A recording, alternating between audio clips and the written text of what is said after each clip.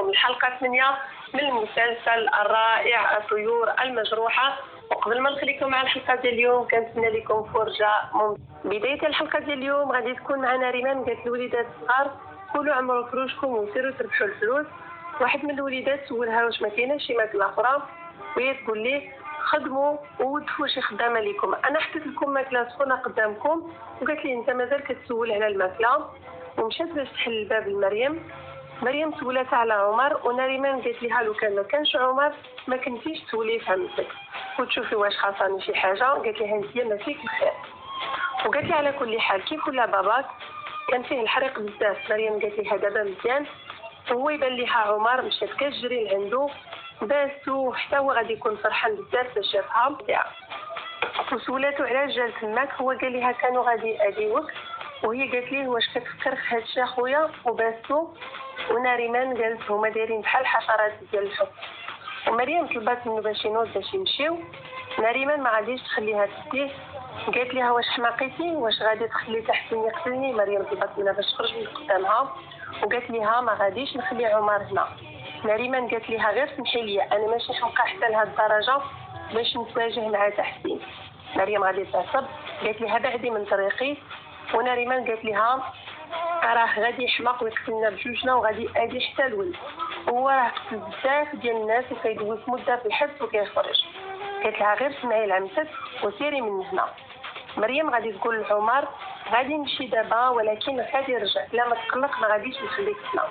وغادي تبوسو غادي تمشي. وعمتها قالت هاد البنت ما عندها حتى شي شويه ديال العقل لو كانت بحال ماماها شويه ولكن ما كاينه حتى شي علاقه ديالهم. وقالت لعمر سير تماك وبلا ما تبقى واقف قدامي.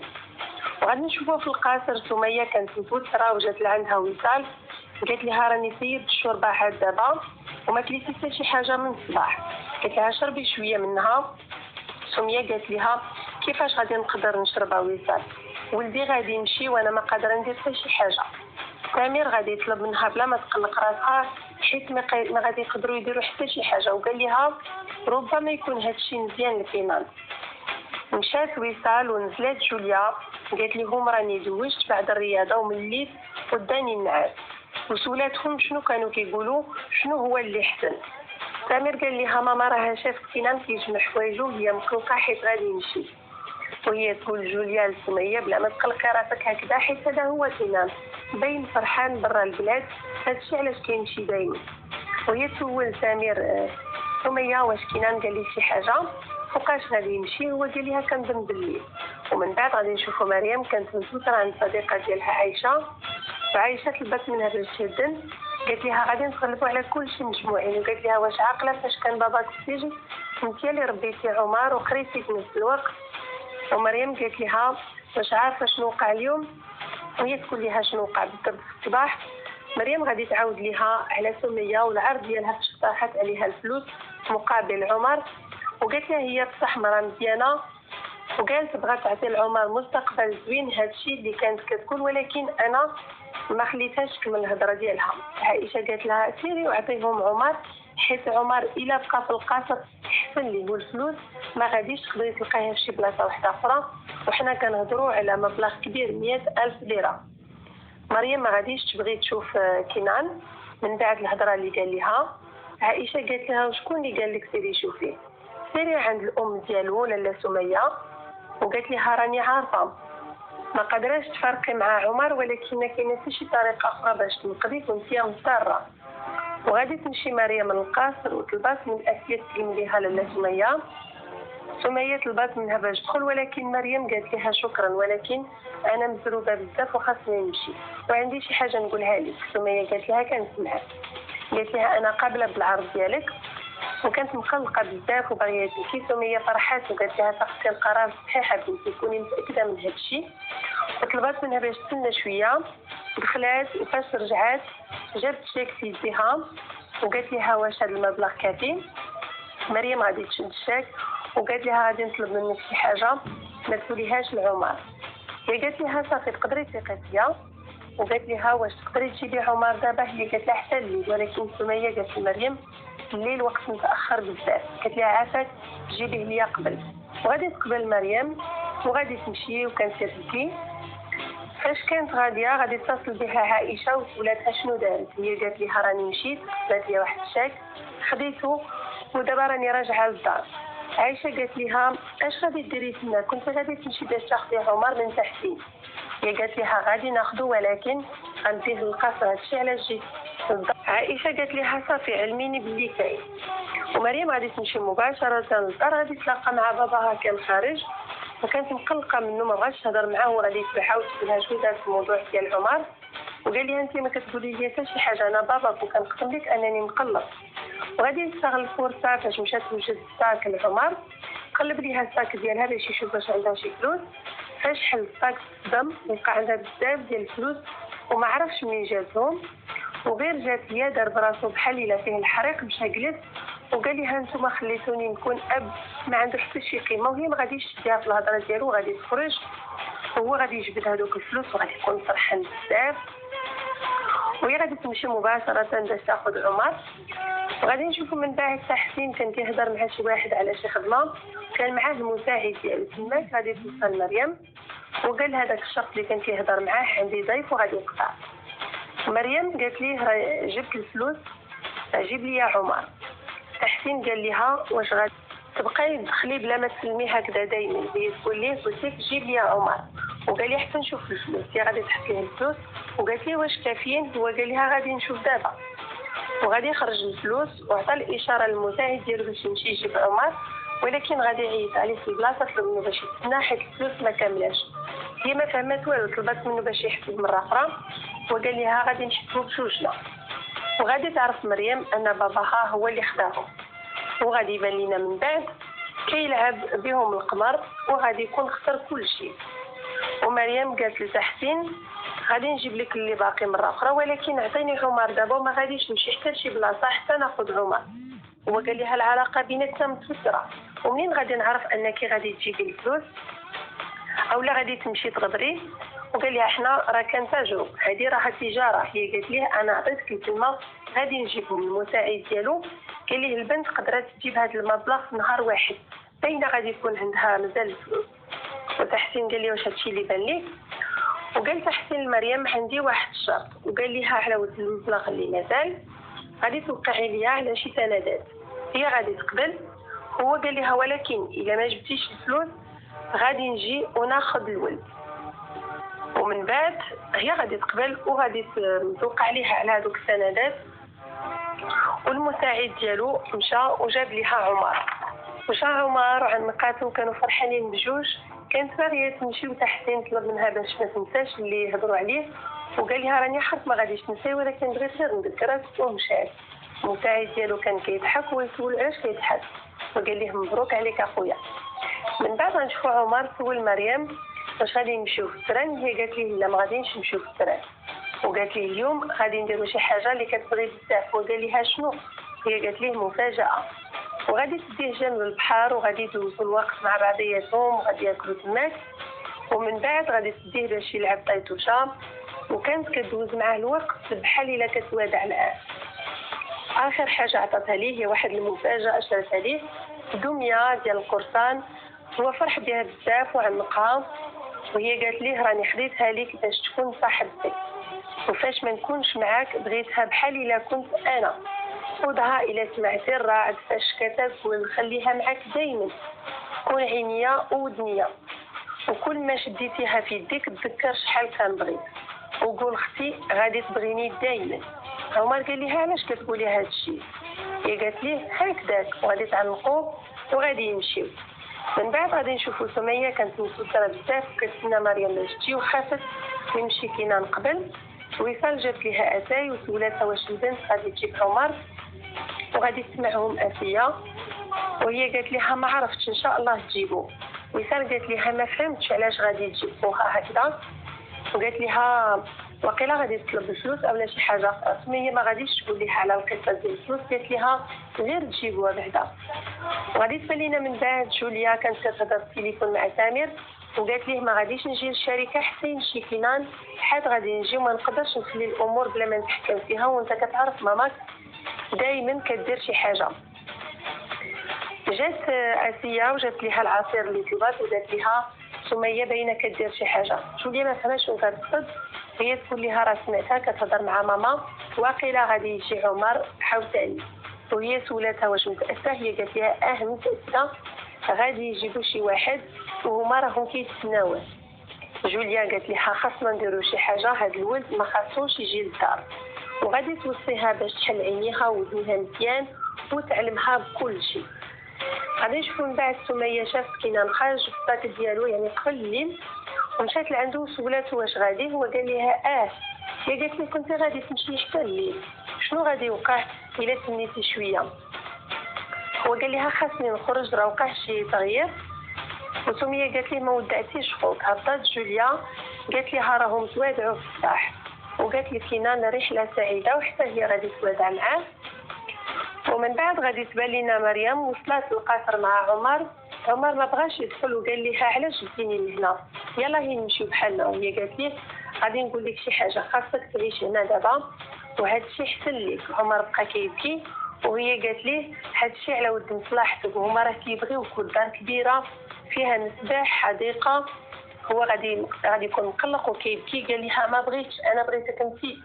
هي تقول لي صافي عمر واش ما كتسمعنيش؟ وقالت ليه انت راك عييتيني وما غاديش نقدر نرد لك البال، ومن دابا هذه هي دارك وغادي تعيش هنا وغادي تديه بقوه. هو ما كانش باغي. ومن بعد غادي نشوفوه في الداخل كينان غادي يودع الام ديالو وغادي يطلب منها ما تقلقش، وهي كترجاه باش ما يمشيش. وجوليا غادي تكون فرحانه بزاف. وغادي يبان لنا عمر مازال كيطلب من مريم ما تخليش، وهي قالت ليه ما كاينش حتى شي خيار اخر، غادي تكون هنا. هو قال لها ما غاديش نبقى هنا، ما غاديش نتفارق معاك. كينان غادي يحل الباب وغادي يلقاهم قدامه، غادي يتصدم وحتى سميه، ولكن بالفرحه. مريم غادي تخلي عمر ومشات وهو كيطلب منها ما تمشيش، وغادي يتبعها كيجري وغادي يطيح وغادي يبقى كيعيط عليها. من بعد كينان غيمشي كيجري لعندو، غادي يهزو قبل ما غادي توصل لمريم. عمر قال لمريم غادي نجي معاك، وهي كتغوت عليه قالت ليه ما بغيتكش تجي معايا، غادي تبقى هنا. وغادي تطلب منه باش ما يتبعهاش. هي مشات وكتبكي وكتقول خاصني نتحمل، وهو كيقول لها ما تخلينيش، وهي مشات كتبكي. كينان غادي يطلب منه باش ما يبكيش. وغادي نشوفوا وصال قالت لسميه قطع لي الكبده ديالي، شحال متعلق بالاخت ديالو، حتى سميه ما كانتش متخيله انه غادي يكون متعلق بها حتى لهذيك الدرجه. وصال مشات لعندو طلبات منه باش ما يبكيش حيت الاخت ديالو ما خلاتوش دائما وغادي تجي مره. هو قال لها راها خلاتني. هي تقول ليه اجي معايا لداخل وغادي نعطيك واحد الستيلو والورقه باش نرسمو مع اختك اسيا. وغادي تديه اسيا وسولاتو واش كيعرف يرسم القنيه وغادي يرسموها بجوج. هو كيعيط غير على الاخت ديالو. وكينان قال لسميه باينه عندك شي تفسير. هي قالت ليه غادي نهضروا ولكن حتى يتهدى الولده بعدا. وغادي يبقى كينان يعني ما غاديش يسافر. وغادي نشوف مريم مازال كتبكي وما قادراش تحمل الفراق ديال عمر وما عارفاش كيفاش غادي دير تعيش بلا بيه. غادي تبان لينا جوليا كانت كتهضر مع سمير وهبطات لتحت وشافت كينان مازال، قعدت معاه سولات كينان واش مازال ما مشاش، وقال لها كان خاصني نمشي. هي ما فهمتش شنو كان كيقصد حيت صافي ودعاتو. ووصال جابت واحد الورقه وشي ستيلو باش يرسم عمر. هو ما كانش باغي. وجوليا فاش شافت الولد صدمات. وسميه طلبات من وصال باش توجد ليه شي حاجه اللي كيبغي ياكل بحال كيكه اولا شي حلوه. هي قالت ليها كانت فراسي غادي نوجدها ليه مع اسيا، واسيا غادي تهضر غير بالاشاره مع جوليا. وغادي تدي وصال عمر للمطبخ. وسميه قالت ليه وصال غادي توجد لك بزاف ديال الحوايج زوينين بزاف وانا غادي نجي لعندك. وكينان غادي يمشي وغادي تبعو سميه باش يهضروا. وجوليا غادي تكون مفقوطه. وفي المطبخ نشوفوا عمر كان كيشوف السرجم. ووصال سولاتو واش باغي تصاوب ليه شي حاجه. واسيا سولات ماما علاش رجع الولد عاوتاني. وصلت طلبت منها باش تسكت وهي قالت لها هو راه هضري بزاف ولكن غريب اش غادي يدير هنا. ومشات وصال توجد طابله لعمر باش تخليه يتهدن وما يبقاش مقلق. هو قال لها ما غاديش ناكل ومشاش بالدميه ديالو غادي يعنقها. من بعد غادي نشوفوا ان مريم كانت راجعه ومازال مقلقه وكتبكي. شافتها عايشه وقالت لها راني اتصلت بك وما جاوبتينيش. قالت لها شنو وقع، راني ميته بالخلعه. وسولاتها واش دات عمر القاصر، هي قالت لها راه خرجت الروح ديالي. هي طلبت منها باش تهدن واخا عارفه هذا الشيء صعيب بزاف، وقالت لها ما كانش عندك حل اخر وكانوا غادي يوقعوا لك بزاف ديال المشاكل وما كانش تحسين غادي يخليك على راحتك، واللي درتي هو الصح. هي قالت لها راني قلقتو عليا بزاف، لو كان غير شفتي حالته شحال بكا وقال لي ما تسمحيش فيا وهذه ماشي داري، وانا طلبت منه باش يبقى. هو قال لي عافاك ما تخلينيش، وانا خليته وجيت. هو كان كيبكي وشد ليا في رجليا وكانت كتبكي وكتلوم في راسها حيت غادي تبقى بلا بيه. غنشوفوا من بعد كاينه نطلب من ماما باش تشرح ليه حيت ما كانتش باغيه تعطيه خوها في الاول، وقال لها شنو تبدل. سميه قالت ليه مقابل الولد اتفقت معاها. ومن بعد غنشوفوا جوليا كانت كتطلع عليهم وما عرفاتش واش كيهضروا. وكاينه قالت سميه هي طلعت هي اكثر مما كنت كنتصور، وشحال طلبات في المقابل جاني الفضول. سميه طلبات منه باش يسول الموضوع وقالت ليه انا مازال ما مصدقاش، الولد بكى بزاف. هو قال لي اش كتسني، الولد راه عاش خيبه امل كبيره. وقال لها انا عرضت عليها نفس المبلغ وما قبلتش، خطه مزيانه. وهي تقول ليه سميه انا ما كنحسش براسي مزيانه، غادي ندخل نجلس لداخل. وجوليا غادي تمشي بالدربه تجلس قبل ما يشوفوها. فجات سميه سولاتها واش الولد غادي يجلس معاهم، هي قالت لها غادي يبقى معنا هنا.